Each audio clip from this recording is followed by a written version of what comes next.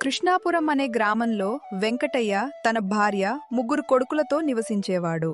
పెద్ద కొడుకు రాజు, రెండో కొడుకు రాజేష్ వాళ్లకు ఉన్న కాస్త పొలంలో వ్యవసాయం చేస్తూ జీవించసాగారు. కాని ఆఖరివాడైన సురేష్కు మాత్రం బాధ్యత లేకుండా తిరిగేవాడు. తెల్లారి ఎంతసేపయింది? మీ అన్నయ్యలిద్దరు పొలానికి కూడా వెళ్ళిపోయారు. నువ్వింకా మంచం మీద నుంచి లేవలేదు. నీకు ఇంత వయసు వచ్చింది, బాధ్యతలింకా ఎప్పుడు తెలుసుకుంటావో?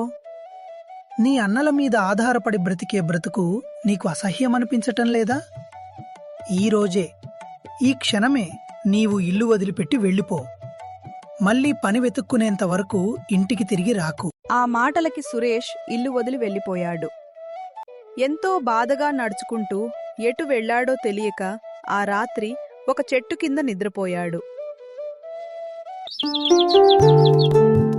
ఉదయం లేచి చూసేసరికి చుట్టూ అడవి. దగ్గర్లో ఒక పాడుబడిన బావి కనిపించింది. రాత్రి నుండి ఏమీ తినలేదు, కాస్త నీళ్లు తాగితే ఆకలి తీరుతుంది అని బావి దగ్గరికి వెళ్లి నీళ్లు తోడి తాగుతాడు. ఆ నీళ్లు చాలా తీయగా అనిపించాయి అని మళ్ళీ కాస్త తాగి, అవును, నీరు చాలా తీయగా అమృతంలా ఉన్నాయి అని తిరిగి వెళ్లబోయి రాయి తగిలి కింద పడ్డాడు. ఆ రాయి 2 ముక్కలవుతుంది. సురేష్ ఆశ్చర్యంతో, నా చేతిలో ఇంత బలముందా అని బావికేసి చూస్తాడు. బావి చుట్టూ రంగురంగుల పండ్లు, పూలు ఉంటాయి. వెళ్ళి ఒక ద్రాక్షను తెంపి అనుమానంగానే నోట్లో వేసుకుంటాడు. అది చాలా రుచిగా ఉంటుంది అని కడుపు నిండా తినేస్తాడు.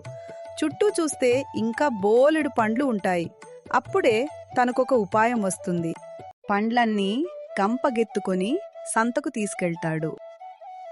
రండి రండి, తాజా తాజా పళ్ళు, మందు కొట్టని రుచికరమైన పళ్ళు. ఒకటి తిని చూసి నచ్చితేనే కొనండి. ఒకరి తర్వాత ఒకరు వచ్చి రుచి చూసి, ఆహా, ఎంత బాగున్నాయి!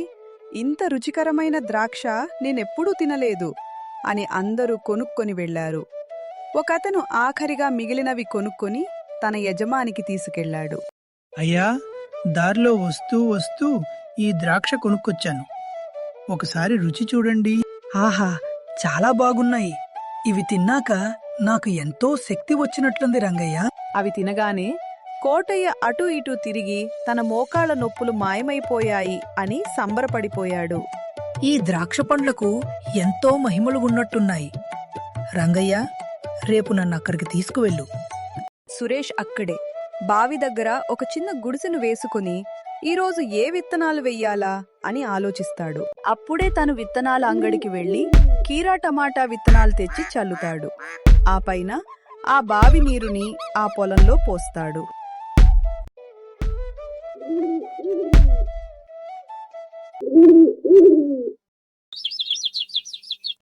ఉదయం తన పొలానికి వెళ్లి చూసేసరికి టమోటాలు ఇంకా దోసకాయలు సాధారణం కంటే ఎక్కువ పెద్దవిగా నిగనిగలాడుతూ కనిపిస్తాయి. ఆహా, పంట పండింది. ఇవమ్మితే నాకు డబ్బే డబ్బు. రండయ్య రండి, రండమ్మ రండి, తాజా టమాటాలు, తాజా దోసకాయలు. అందరూ వాటిని చూసి ఎగబడి కొంటారు.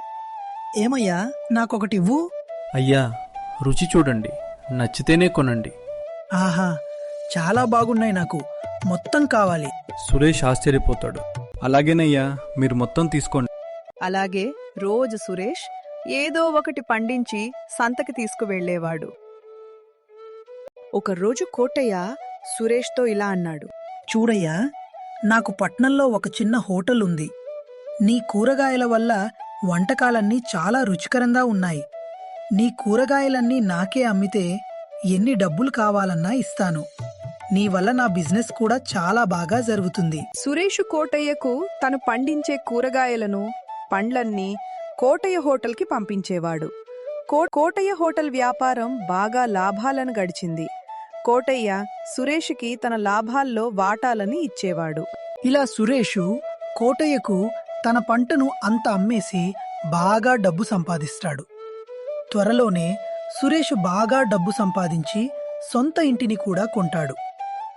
సురేష్ గురించి ఆ నోట ఈ నోట విని తన అన్నయ్యలు తల్లిదండ్రులకు చెప్తారు.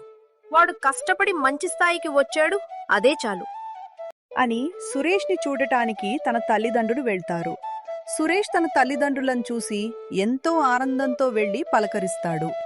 సురేష్, ఎలా ఉన్నావు నాయనా?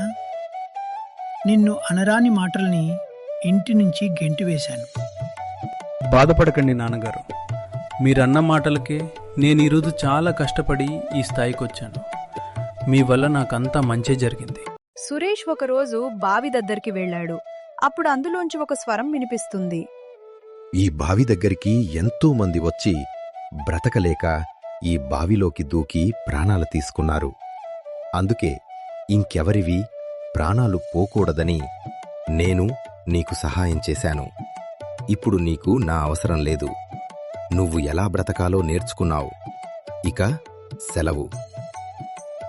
సురేష్ ఆ బావి కేసి చూసి కృతజ్ఞతతో నమస్కరించి అక్కడ్నుంచి వెళ్ళిపోతాడు.